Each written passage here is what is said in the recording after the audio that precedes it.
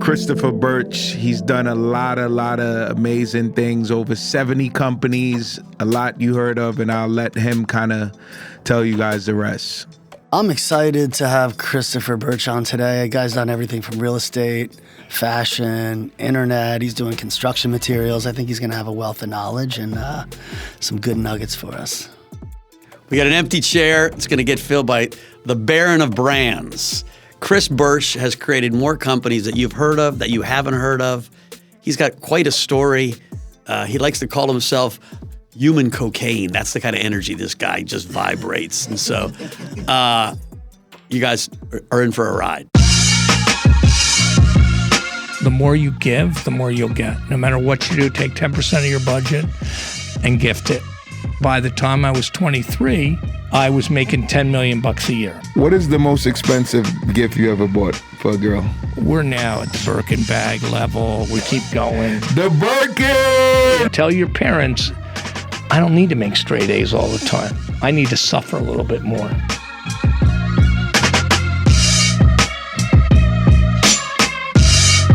We've got the legendary Chris Burch, and we've already learned a lot, even before the damn thing started rolling. Chris is a big brother, friend of mine, admire his business, and just wanted to kind of like bring him on to share his story with everyone. And I'm excited to have you here. Thanks for coming. Mel. Great to be here. We just found out he's a hotelier. Maybe start with that. Yeah, I guess it's because I couldn't get into any hotels, and I always would be the guy in a restaurant where they put right by the bathroom. And when I came to New York, I'd be like, why am I always by the bathroom? I had actually no power, as you said. But I was in a like bored place. I was married. I was like, this life's got to be much better. And I flew to Argentina, and there was a guy down there named Alan Fain, and he goes, Chris, I love you.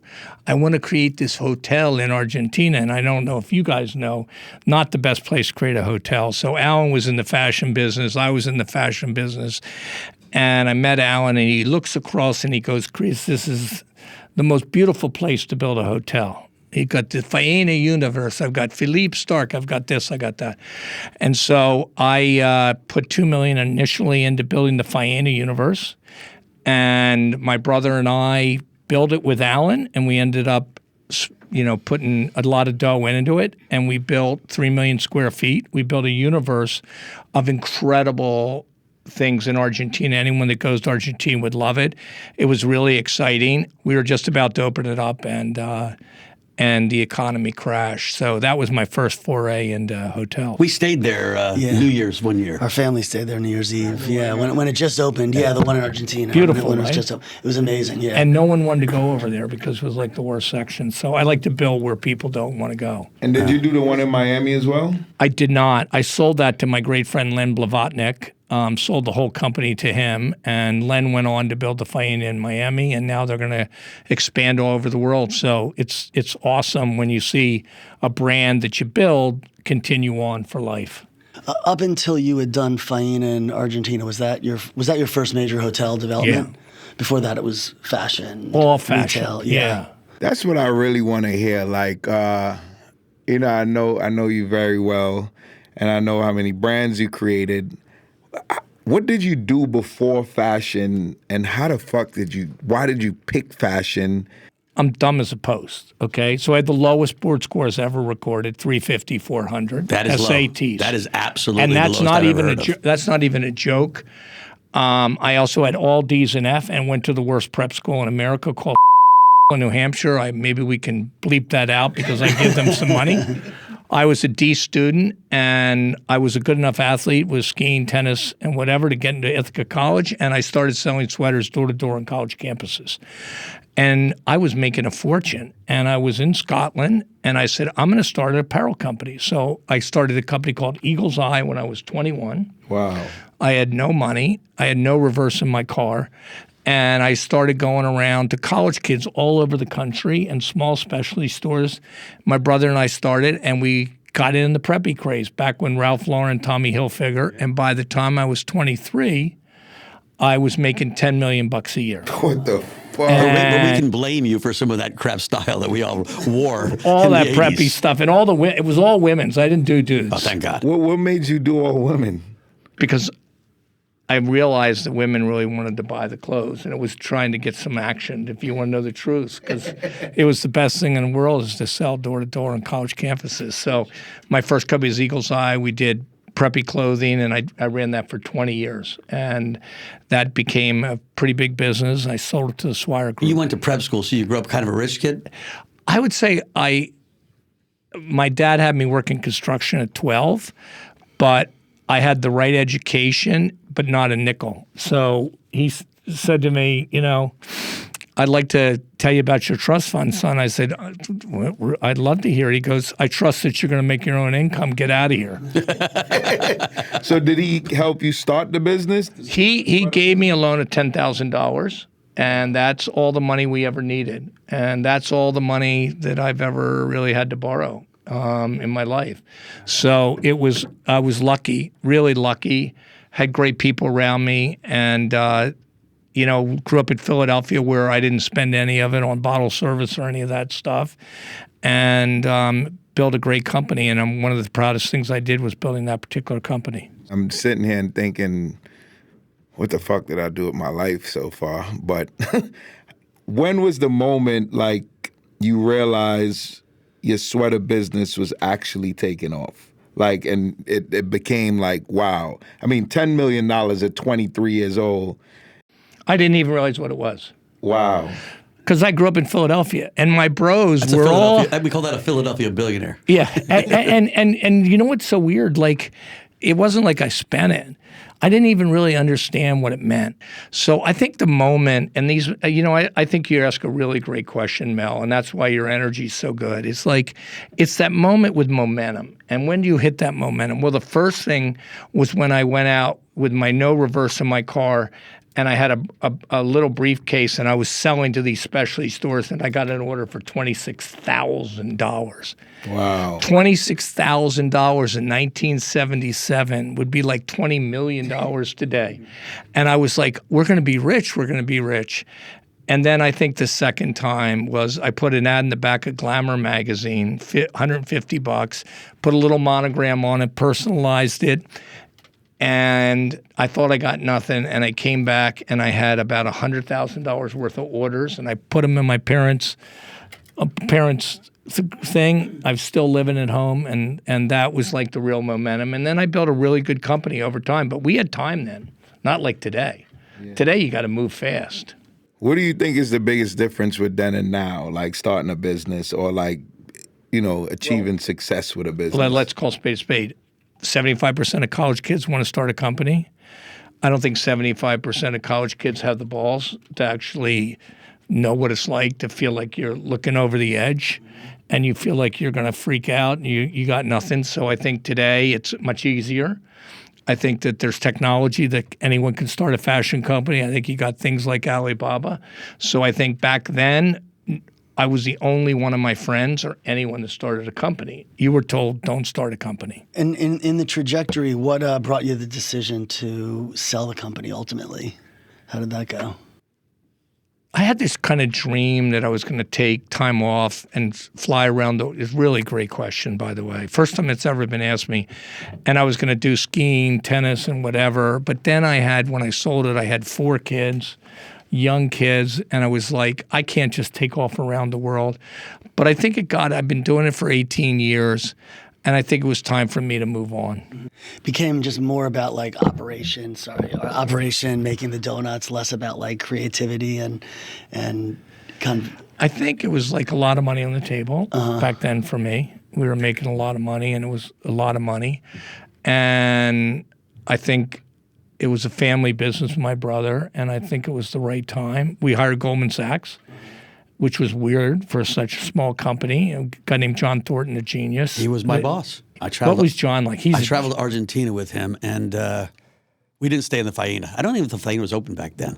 This would have been 1999, 2000.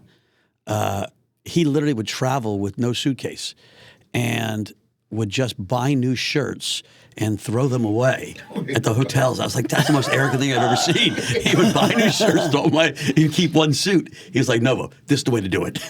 He's a great athlete too, right? He was an unbelievably smart guy. And, he was my mentor-ish for about a year, maybe a year and a half, but I only have fond things He to moved think all the about. way up though, right? He was the president of the company. Yeah.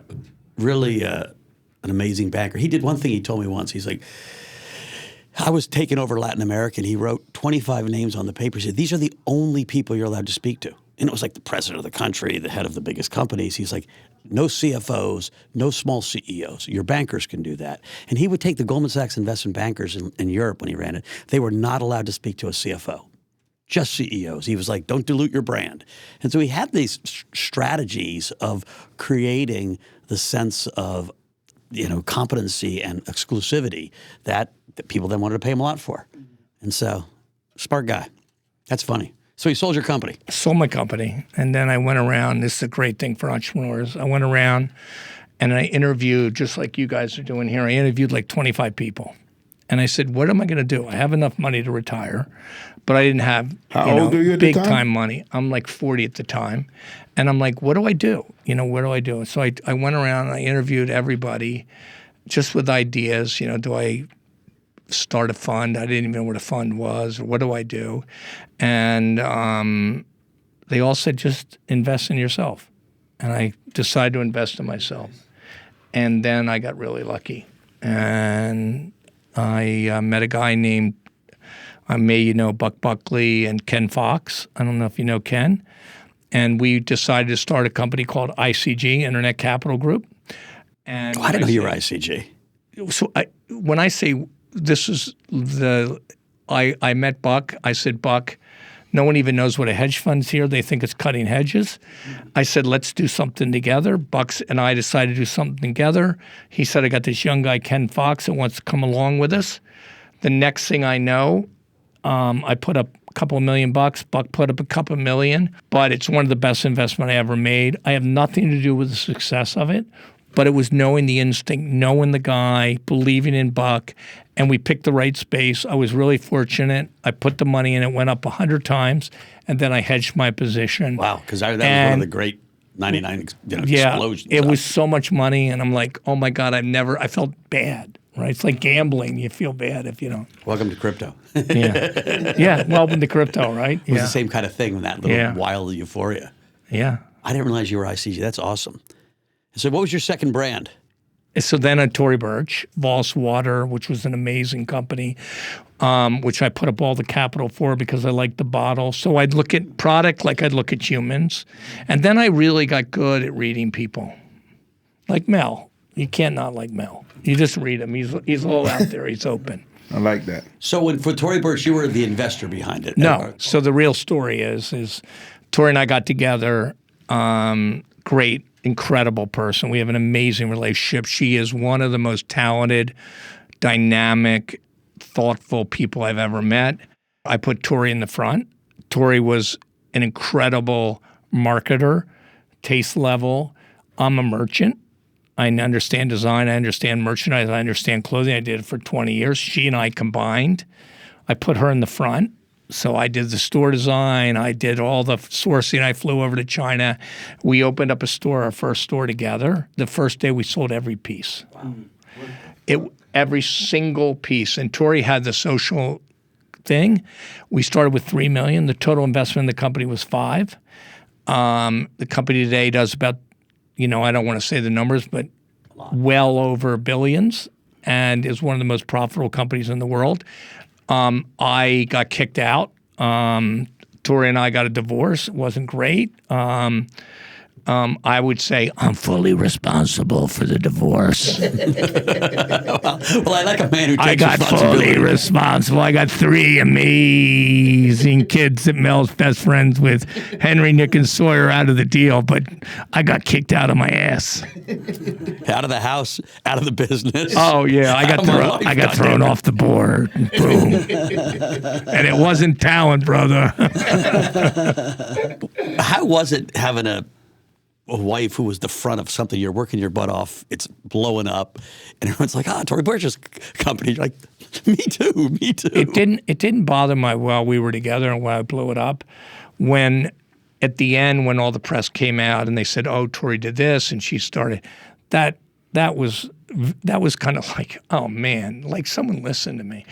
But I've come to the conclusion I'm Mr. Tory Burch, so don't ever refer to me as Chris. Hey, she made you famous. Yeah, she made me famous. But I think in the real world, in the world of apparel and brands and all the new brands that I'm doing, I think people know that, I have an unusual capability, which is I love the sourcing. I love buying cheap. Like right now I'm doing a building company. We're buying materials cheaper than anyone in the world. So if you want to build your fast food restaurants, we can build them cheaper than anyone. We're building prefab housing. So my heart and soul lives in worldwide sourcing.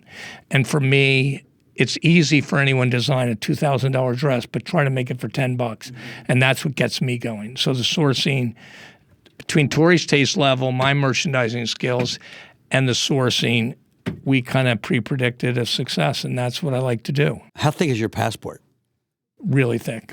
And I'm really bummed because they don't put extensions on that anymore. That drives me crazy. And so to me, nothing's a bigger ego thing than having a huge passport. Yeah. But they won't give you extensions anymore. No, you were too young for that era.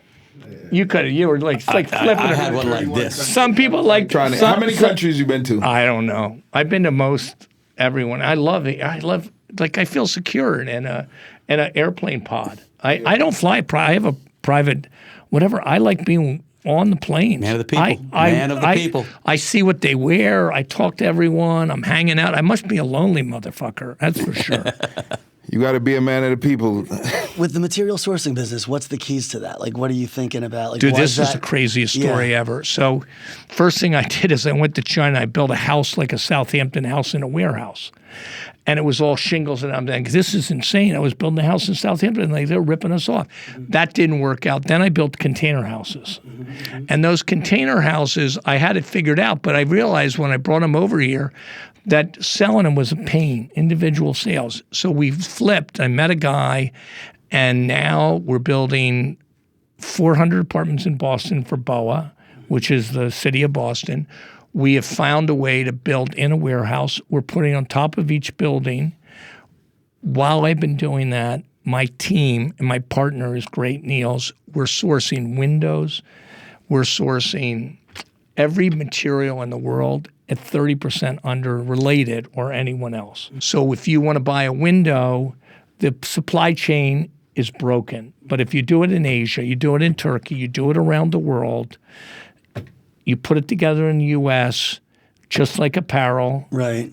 It's the most unbelievable opening I've ever seen. Right. So using like the supply chain knowledge that you got from apparel, so to speak, and applying it to that industry basically, and cutting out the inefficiency. It's really exciting. And so we'll build a lot of like ground up buildings. Amazing. So you're wildly successful, been successful your whole entire life. I have a question. What is the obsession with shopping at Costco? Because I'm a guy that when I'm depressed, I shop there. Okay, so when I have a lot of ups and downs. My life has not been. I'm not like. It's my personality. Okay, I've divorced twice, 6 crazy kids, but my holy place is to go to Costco because the value's amazing. I'm the guy that flies the helicopter into Costco to save money on the steak. Okay, you've heard penny wise and dollar foolish. I love it. I think they're the best retailer in the world. I go in there. I now just bought a company that we're going to be selling to them, which I think is exciting. The value's there, and it makes me feel good.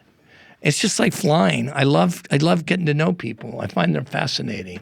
So from what I heard, he has like a plaque in Costco, and everybody knows he's coming. It's like, the king is here. The king is here. That's awesome. Favorite countries? You've been to tons of them. Oh, Paris is. I have a house outside of Paris I love. Yeah. just such a beautiful place that I think Mel's coming to my birthday. I'm 28. I look pretty good, I think. Everyone goes, "Oh, you look so young." Oh, thank you. Got a problem with dating. I'm going to date from 20 to 70. I've got a lot of range. Yeah, I love that. I love Asia. I love my resort in Indonesia. I have a resort called Nihi. It's called the Lost Island. A lot of your people or listeners will see it because we have wild horses that run down the beach and swim with you. They're so beautiful. The people, the energy, and the passion. So In that brand Nihi, you're going to expand. it's really exciting. It's going to be one of my biggest brands. And it's because we're offering to a high-end consumer a real experience, not bullshit, right? So we have foundation. I support this island's the size of Massachusetts, 1 million people. They're farmers. They have nothing. A lot of them are naked. They still spear people. It's called the Lost Island for a reason, and it's the most beautiful place in the world. And our clients and our customers love it, and we're going to try to bring that brand and that image around the world. Where else would you put it? We're going to Costa Rica. We're going to build 2,000 acres there. We're going to give the same environment. What part of Costa Rica? Right next to the Four Seasons. Yeah. You know where that is in Papagayo. Yeah. We're opening 2 more in Indonesia, 1 over the water. We are hopefully going to Saudi Arabia. We're working on a deal for Saudi Arabia out in the desert. But this is the opposite of the Four Seasons. Is the opposite of all those where we have a purpose. We really have foundations. I think we should do this in hotels in New York City. We should have schooling for kids so the clients can do it. We have adventure. We have tremendous activities where the best surfing, chocolate factories. We'll train rabbits if I have to. And we want people to really experience things that they've never experienced. Almost like a new coming of Amman in some ways. Yeah, right? 'Cause- Amman is a peaceful place. Yeah. So peaceful. Four Seasons a good place to die. Yeah. Okay. Yeah. Amman is just so peaceful. Yeah. It's so peaceful. This has more. We more have peaceful. Look, we have. It's when you go to Hawaii and they dress up and they give you the old. Our culture is real. They still use water buffalo for trading for currency. So when you come to Nihi, you'll never experience anything like it, including Africa. And we want to bring that true cultural experience and that true giving all over Is the it world. high-end price point or is it Very high. I want to build a second tier, but we have so much demand. So we're very high pricing, but our guests give back. Our guests are going in and working in the schools and stuff. So it's cool. Dave and I are invested in a brand called Habitas, Oliver Ripley's Oh, yeah, brand. yeah. And that's same idea, but Yeah. a different price point. Yeah. Much different. Yeah. Yeah. Much different. I love Indonesia. I lived in Asia for 7 years. And Did so, you? Yeah, I used to. The Jaunt people are down so there. nice. Just far. I've had a long history of dating Asian Do they speak women. Bahasa? Is that Yeah, or is it an island language? Yeah, and it's all Christian. It's a Christian island, and they're really delightful. In February, they go on their horses with spears and spear each other, and so the blood can go on the fields. They are just beautiful. They'll climb the coconut trees for you, just like what was Bali High that dates me? That movie Bali High. It's really like that. So it's really cool. What was the times like? Have you had times where you completely thought you failed or was about to or did fail? Like if you had. So I've had so much pain, honestly, to be straightforward with you. I suffer from anxiety and depression. It's one of the things I care most about to help people. I've looked over the edge so many times of like, I'm going to fail, I'm useless, this business is not going to succeed. I grow myself a bigger pair of balls, but I've had real struggles. I was paralyzed for 2 years when a high-speed ski accident. I got paralyzed. I've been tremendously depressed. I care deeply for humans, empathetically. I try to help everyone I can with TMS or antidepressants or whatever I can. It's really part of what I believe is important. Have in you gone life. down the psychedelic path for depression? I should. Okay, so I'm scared of what people, when you've had depression, you're scared to alter the mind because you know how bad it feels. Every minute feels like an hour. On the business side, my biggest failure was a company called Sea Wonder. I'm going to bring back another version of that. So that was a real depression. I lost about $100 million on it. Holy a lot shit. of money. it was a concept that everyone loved and was doing well. But what happened was there was a conflict of trademark. So that was really tough. That was kind of out of my control. And that was a big failure. But I have failures every day. And as I get older, I hopefully get a little bit smarter. I hopefully don't ever think I'm smart. And I hope I keep trying, I keep striving to start new brands and do new things. But it's the most important question for Are young you still people. interested in the retail apparel, or Love you kind it, of love it. still? So besides supply I have chain, a brand called real estate, Sod. I met yeah. her. She did like 400,000. Now does 100 million. Wow. And I put the whole team in place. Sarah's a rock star. I own about 40%. So we come in. Solid and Stripes, a brand I'm turning around right now. I love the brand. Girl, right? Daniel Guzio, great new brand. You took her from like something small to Yeah, so I want to come in there and I love working with these entrepreneurs, but I also want to start my own shit. It sounds like you're going to work until you kiss the pearly gates. Sometimes I feel like I need to kiss them right now. But you just, work drives you. You love the creativity. Curiosity and creativity. It's not money anymore, but it's like, why does God like give such a dope an opportunity to actually be a good person and to do unbelievable things, and how can you pass that up? And I think to me, I've gone from being a learner to a learner and a teacher. Have you found that teaching and mentoring is like more important, takes up more of your time, gives more more grateful for that? Yeah, I As you get- good. Yeah. We're trying to, like, good thing about what you guys are doing, the podcasts, and so I'd like to warn people, when they get ahead of themselves ego-wise. I don't know if you've had that. If you ever, For sure. right? You're like, you can't ever think. It's his you MO. What? 6 in a Mike's row? MO. No, he's like, I think when we think we're smart, we know we're not. Look, I got up today and I said, I know you have a great body, Chris Burch, and I know you're handsome as hell, but you're going to go spinning. And I'm in the spinning class, and I haven't done it for 10 years, and I'm working away. And I know I'm not doing as well as everyone else spinning class. And all of a sudden, I'm like, man, you are a stud here, brother. You're 70 years old, and you can do it. Just puked myself to death. Actually had to leave the class, threw up, and I was hitting the porcelain bowl, okay? So even if it's athletically, I'm like, what a loser. What a loser. So I think it's really important to, one, keep your ego in place, two, realize we're all just individuals, and take money off the table. That's my philosophy. we spoke about that on our last show. Like, people see like my Instagram or Mike's Instagram or Dave's or yours or whatever it is. They hear about us and kind of think that, man, like everything these guys touch is like amazing. And it's just been, I'm like, no, being an entrepreneur is fucking throwing up, is anxiety, is stressful, is failing 90 times and succeeding 10 times. So I think that was one of the biggest reasons like I wanted to put together this show, because I learned from Dave so much. I learned from Mike so much. I learned from you. We've had powerful conversations, and like just me being a kid It's so great if people all over the world could take this as their number one show, because really the truth is great. Dave, what do you? I don't even know much about you. You got a great way about you, but what do you do? My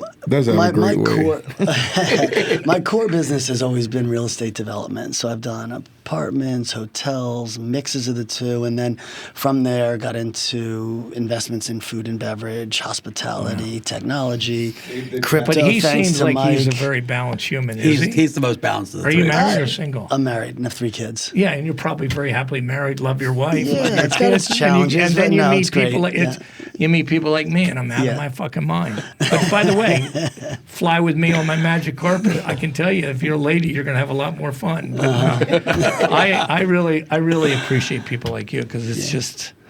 What is the most expensive gift you ever bought for a girl? Ooh. I bought. Oof. Oh, so let me put it this way. I started in Philadelphia cheap. Yeah. Started out with a keychain. We're now at the Birkin bag level. We keep going. The Birkin! You ever meet a guy named Craig Drake? Yeah, I remember Craig really Craig well. Drake was the Philadelphia Yeah, jeweler. he was a girl. The first gift I ever gave my wife, I got these these earrings, and I was so excited. And I'd never given any girl a gift better than a stuffed animal. Now I'm giving her these $1,000 diamond earrings, and she was kind of a rich girl from Philly, and I gave her the earrings, and she was like, "Oh." And I just was crushed. I was like, Where did she grow up in Philly? She grew up, in the city. Her parents were social workers.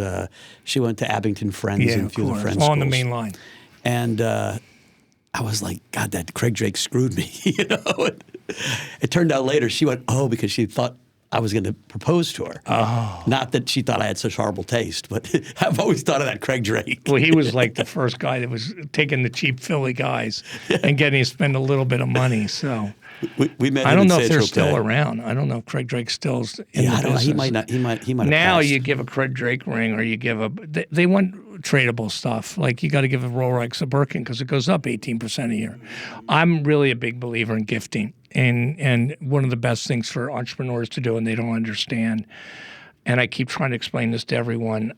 When I was running Eagle's Eye, we had 3,000 accounts and our product sucked. So I sent flowers out to every woman on their birthday in their color. These are small women's specialty stores. My sales doubled. Wow. They'd never gotten flowers from anyone. And then I said, Chris and Bob Burch. So one of the best things you can tell entrepreneurs, gift. The more you give, the more you'll get. No matter what you do, take 10% of your budget and gift it. And in certain markets, you can't do it. But it's like treating your employees like you're running a fast food chain, right? We know how do you do a gifting program for them, or how do you, the more you give, the more you get. That could be the ounce of gold. Could be The ounce of gold. Lots of people talk about struggle, and it's good to hear it, but that's an interesting one. I've never heard anyone say, hit them with the gifts. We live in a world for these entrepreneurs that Alibaba is the greatest resource in the world. Anyone can start any business anywhere because when I started out, a lot of guys, I'd go to the library. I'd take old Vogue magazines out and I'd rip out the sweaters and I'd go, I'm going to do a 1940, fly over Hong Kong on a shit-ass airline and sit in line. Now you have the ability to get product here in a minute. This is the most extraordinary time in the world to use the resources of the world, but get your ass out of your chair. These kids, they don't want to go to I just sent a team to Bangladesh. I'm rolling into Bangladesh. I'm going to Canton Fair. Get your ass in the factories. Just get your ass on an airplane in general, see countries, right? It makes you more tolerant, more open, perspective, all that. I'm at 92 countries, and my kids want to take us holiday this summer, and they want to go to places I've already been. I'm like, oh, what about? I got to start counting. Yeah. I got to start counting. There's an app called Been To. You pull it up on your phone, and you just go country by country. I got to start doing it. I got to do it. It takes an hour one time, and then you're set. I got to do it because I don't really know. What would you suggest for the kid like me from the inner city who has great ideas, who has not a dollar in the world to do it, not a mentor, not a friend, not, and if they do have, like when I was getting into music, at times I would have to let my phone go off to pay for studio time, which was like some of the hardest times in the world for me. And everybody... Bill loves his phone. I love my phone. And my mom and everybody would tell me, hey, it's time to maybe focus on something other than the music. And it wasn't from a bad place. It was just from they were seeing me struggle. I think everyone's available. Yeah. Okay. So come up with an innovative and disruptive idea. Never give the fuck up on that idea. Make sure it's commercial. Double test it, triple test it. Try to think outside the box of yourself. Just because everyone says, oh, do what you like. Think about all the opportunities. Look around. Be cognizant. If you live in a low-income place and you see older people and they need a different kind of wheelchair, think about building a wheelchair. Go on Alibaba and do it. And then to get the financing, write those emotional letters. Everyone can write a letter. I am available. I get 1,000 emails. I have not seen one creative letter of a way in which would torque me that Think about writing creative letters. You got a problem. You want to write right to the board of directors of a company and go, I know you're a member of this board. I would like to meet with someone. Constantly reach out with a written word. You don't need any money. You don't need anyone. And one of those guys on a weekend do it. Send those emails out. Boom, boom, boom. Don't be afraid to call up. Get in front of a person. America's the only place in the world where everyone's available to give an investment to someone. The right kid can get through somehow. He's going to get an investment. So I think it's really writing. 4 really powerful words. I need your help. I need your help. And you know what's crazy? Remember Castro, the guy at my thing? I used to, before I got into music and was trying to get into music, I used to look up all the executives and send them emails like, hey, I'm Mel. And I had a party recently, and one of the guys who worked for me now worked at Def Jam at the time, and he read an email from 13 years ago where I sent him saying, hey, I'm Mel. So yeah, that's actually a great idea. And I actually did do that, and it worked. Or send a gift. What about how do you, doesn't have to be an expensive gift. It can be like something, it can be anything. Yeah, even writing a letter, and You're you're right. kind of Writing going here. Personal letters, Personal even letter. better. I had once made my New Year's resolution that every week I was going to write somebody a personal letter, and I pretty much kept with it for that year. And the amount of people that just would call me up and say, "Oh my God, I can't believe you thought of me in this way," versus an email, it just carries so much weight. So, So I had my 70th birthday party, so I sent an invitation out. And it's kind of a typical invitation. I went and I built a trunk, a small trunk. I got it on Alibaba. I paid $9. It looks like a $200 trunk. So look at the size of that Bojangles box. I made that a hard trunk that looks like a Louis Vuitton or a Gourrier trunk. I put my invitation in. I sent 200 out. Wow. I got it in 6 weeks. Wow. That box. Alibaba is the other nugget of gold right here. Ounce of gold. Alibaba's amazing. Yeah. The stuff you can buy on Alibaba, whether you want to buy a boat or whether you want to buy that. I bought a giraffe on Alibaba. Okay, What? I have in my house. I have a actual robotic giraffe that you cannot tell is a real giraffe, and it's sitting in a 14-foot thing. It comes down. Wait, where's with that its head. giraffe? It's going to be in water. It's in Watermill right now. You can go see. It's got a tail that moves. It's amazing because I went to the Canton Fair. I saw all these crazy animals. I said, I'm going to put an animal. I'm going to scare the shit out of everyone. They're going to come into my house. They'll think I have a giraffe. And guess what? They'll never forget the giraffe. They'll never forget the box. These are the things you need to do. How do you create stuff they never forget? You're on TV. How do you create dialogue they never forget? Damn, I'm impressed. Your mind just fucking goes and goes and goes. Well, what else the hell am I going to do? I'll be in a crazy place. I'll be with like fucking kookaboos. If How I many don't. Where's the companies party you in have- Paris? Party's at my house outside of Paris. Nice. When? You coming? No, you got to get the invite, the box. Yeah, we gotta get the I'll box. send you guys all the box. We could go to Paris for 2 days. Why not? Why Life's not? all about having fun. We have a dungeon, which is really fun. And we also have, it'll be a nice party. But more importantly, it's not about the party. It's about celebrating your friends and old friends. Because look at you guys. What a great group. I want to be part of this group. We love You are part of this damn. group. We love I parties. love this. You're our first, you're the first How are we person gonna we we gotta wanted- market this so everyone in the world gets it? That's the other thing we got to figure That's out. Mel's genius. Mel, we got to get everyone in the world to listen to this shit. That's Will. We got to have the best dialogue in the world. Well, the good thing is, Maybe we give them free product away if they listen to us. the good thing is, a lot of people saw the first one, and everyone is kind of blown away. And with Who you was the here, first one? Mel showed it to us. Mom, it his was just sister, us. his brother, his cousin. no, Revolt TV saw hey, it. Amir, like, you hear this? I'm their first guest. he is our first. They could have guest. gone with someone more stable.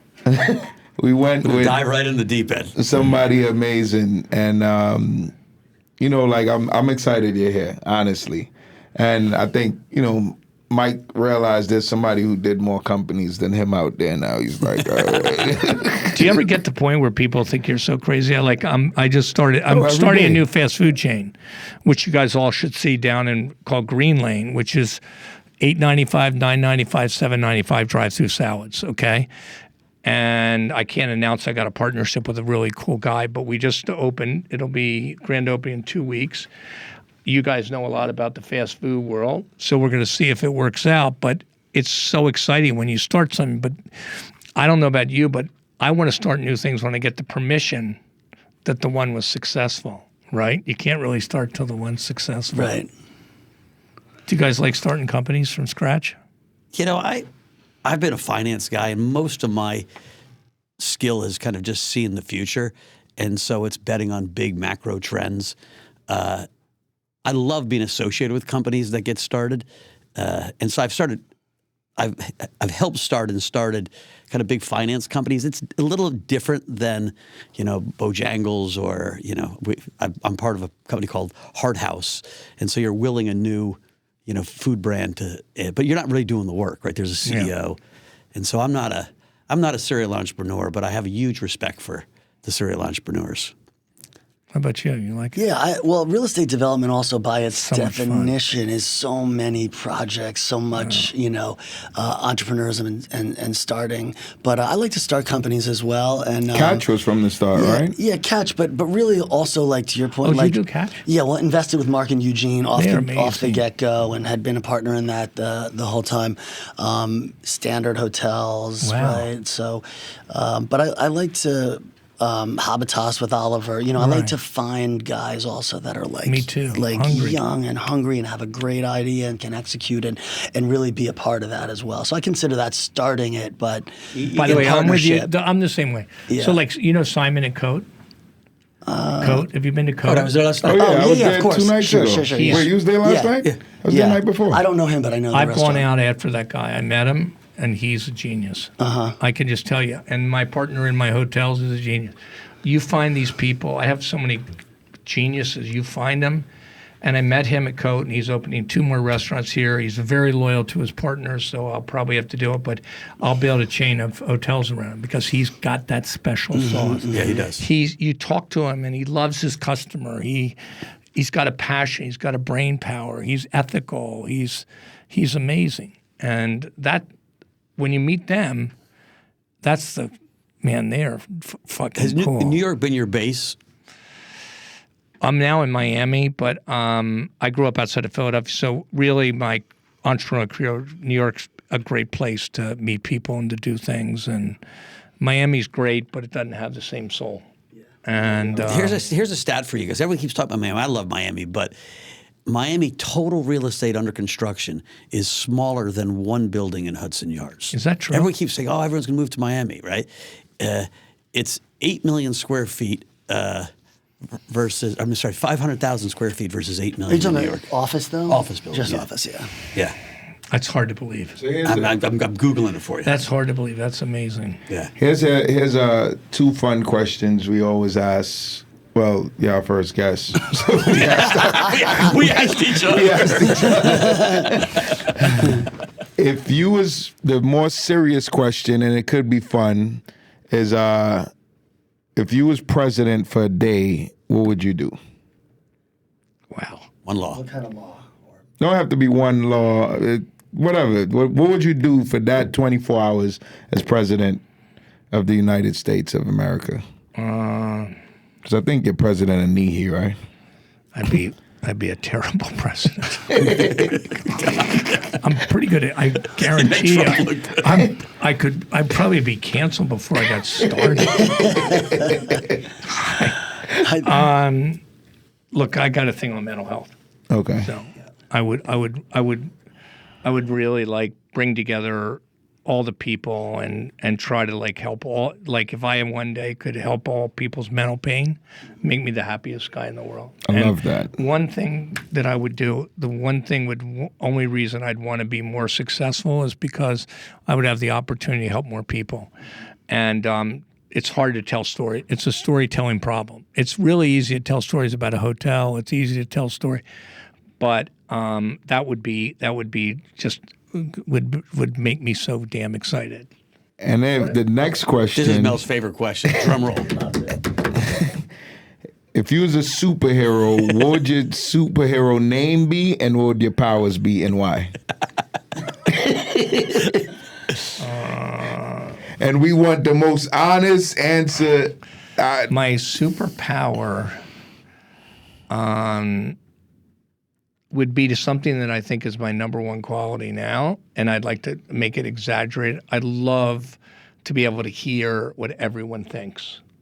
I'd love it more than anything. I'd love to be the whisper, the human whisper. I would love to walk in a room and hear people saying, "You're full of shit," or "You're a great guy," or "You're this," or "That person's that." So the whisper That's the best answer we've is got so my far. superpower. Well, Mike stole Thor. What's yours, Mike? I was Thor. He doesn't have one. Where you're bald for most of your life, you want to be Thor. He just got good hair. Chris has good That's hair. a great answer. Chris does. He's got a little Thor in him. I got What's your the family transplant. background? What? Your heritage, ancestry. I kind of mutt out of England and whatever, kind of a wasp tied to a Catholic, tied to a French, nothing. I wanted to be a Jew. I love Jews. It's one of the worst things that ever happened to me, not being Jewish. They're better parents. I married a Jew in Tory, but I would love to be Jewish, but it didn't happen. My daughter and two nieces all got engaged within 4 months. Big Catholic family. We were like, wait a minute. Jew, and Jew. They all are married Jews. Really? Yeah. Oh, you can't have your daughters? My daughter and two of my nieces. Oh, wow. So we're pretty excited. Tell me what you guys, let's think about something else. What do you think how we can help young entrepreneurs to be more successful and not make the mistakes that we've all made? And how do we get them to be able to see what they want, not make the mistakes? I think, honestly, for me, and I'm still a young entrepreneur, still coming up, still finding my way, doing well, still want to do better. I think the mistakes has to happen. I think they have. For me, I had to make the 1,000 mistakes to end up where I am, and I still feel like I have to make a ton of more mistakes. I don't want entrepreneurs not to make those mistakes. Like my daughter, like I want her to make those mistakes to learn from it. So that's my take on it. Yeah, I really think grit and resilience is something to teach. I feel like we all talked about it here today, but there's so many failures. There's so many nights when you just are, like, okay, what's, have that feeling, right, of like anxiety or desperation, and really learning to push through that and understanding that it's not, you look at us now, all of us, and it seems like it just kind of happened, but there's just so much like determination that goes into that. Go on. Mine would be proximity. So a lot of people only see what they see. 100%. And so when you put someone close to other people that are successful or doing things, like, wait a minute, if that guy can do it, why can't I do it? Yeah. Or that guy's waking up at 6 and staying in the office till 10. Well, how do I think I'm going to succeed by doing 9 to 5 and 2-hour lunches? And so a lot of people aren't lucky enough or aren't savvy enough to find themselves close to other people. Do you think you're born that way? Do you think it's genetic? You know, Do you think you're born with tenacity? I think so. Or I think you can somewhere young you find it. you can train toughness. I don't know if that means because like we were both wrestlers and spent a lot of time in setting up youth wrestling programs, and the wrestling education creates toughness, and it creates toughness through discipline, and that toughness gets you tenacity. Do you know Joe DeSena? He's a great guy. I love Joe DeSena. Me too. He helped my kids. I mean, he's a great person. In fact, the first Spartan race was actually called Joe's to Novos, and it was a bunch of us hacks going from one of his house to my he's coming house. down. So he's a great guy. We should get him on the podcast. He's a great person. He's a freaking lunatic. I love him. Well, he walks around with a bell. What do you mean a bell? I'm not exaggerating. He walks around with one of those kettlebells. He just, Wait, what? he just He stays walks strong. all the way to parties and from How big is this kettlebell? like 25 pounds. He walks everywhere with it. This guy did, the Iditarod when they did he ran the race, not with the dogs, called the Iditar race. So He's I a have nut. some questions here, and it's from it. He said to say, it's from your favorite son, Henry Burch, and he said to ask you. He wants you to tell us about your Harvard speech. What? I don't even know what that means. So first of all, real quick on one thing I told my sons, Henry, Nick, and Sawyer, who's your best friend? Rejection. They took it different than I meant for business. They did it with women. So they at 14 years old were going out and picking up 25-year-old woman. They get rejected. They go right back in and do it again. So I went to speak at Harvard, and the class was half full. And like Chris Burch, who wants to hear from him? Oh, Tory Burch's ex-husband. But by the end of the class, it was full. And the reason was because I was talking on intuition and reading people. So I get to the class and I pass out reading material, and then I take 10 people to stand up, and I go, let me tell you about yourself, where you're from, what you do, how you do it, and where you're going to be, what your direction is. Oh, yeah, I heard you could do that really well. Yeah, yeah. And then I'll tell you, that's why I want to be the whisperer. And then they asked me to come back to speak to all the graduates in New York City, and so I have Betty Lou from Bloomberg interview me. I take my report card out, which is F's and D's, 350, 400 on my college board, very proud of. I put it on the desk. I put it on the chairs of these 250 people. Of course, they think I'm lying. They think I'm joking about it. And then at the end of the speech, I get up and I pick 10 people out again.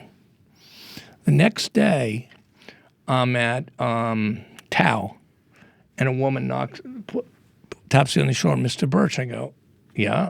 I'm like, whoa. Nice. And she goes, I said, just call me Chris, please. And she goes, you see, you told me all about my father and my mother and where I was going to go. And I followed your thing, and I came down, and you picked me out again. And you picked me out again and told me what I need to do. And the way I do it is something I think people can train. And I think it's about being fully aware. And it's being aware of what you say and the way you react, and then trusting your judgment on those reactions, watching their eyes. So one thing I may do is go, your mother grew up here or your father grew up here. And they'll go like this, and I'll go, your father, use a little of the Jimmy Stewart 3-beat stutter. And then what I'll do is I'll watch the people that are optimistic in the audience, I'm watching them. And when their eyes go blank, I know they disagree. So if I say, math's my least favorite subject, and it doesn't do you any good in life, their eyes will go blank. So when I pick them out, I'll go, you disagreed with me. You see, you think math is one of the most extraordinary subjects in the world. You actually calculate everything in your life, and that calculation's hurting you. I don't know anything. I'm just watching their eyes. Wow. I'm picking out. And I think that ability to walk down the street and be aware of everyone around you is a really big reason to success. That's why Mel has such good EQ skills, just met you.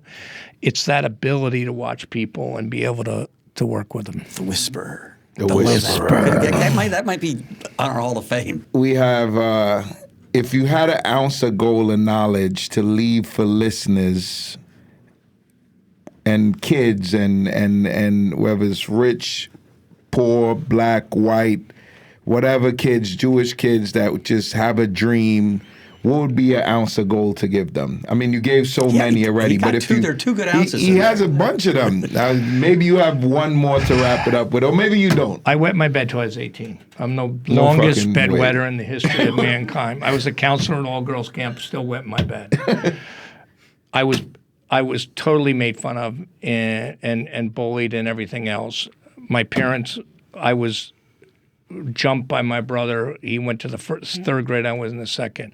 My ounce of goods is when you're a young kid and people are making you feel like shit and you feel really, really bad, realize that people like me that are totally and absolutely not that bright and struggle can make it. And that's the true genius in life, is the people that aren't perfect, the people that aren't the straight A students, the people that other kids pick on, the people that other kids, they make fun of.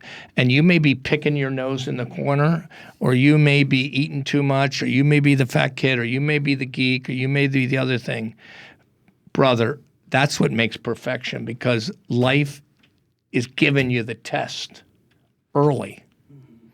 I love so that. Tell your parents, I don't need to make straight A's all the time. I need to suffer a little bit more. And that's the key of all the things, is for those young guys. That's an ounce of fucking gold. Ounce of gold. And now Dave is going to give... We were ahead on the gift idea. I'm going to give my ounce of gold. So we've decided that everybody that gives us an ounce of gold, we give them an ounce of gold back.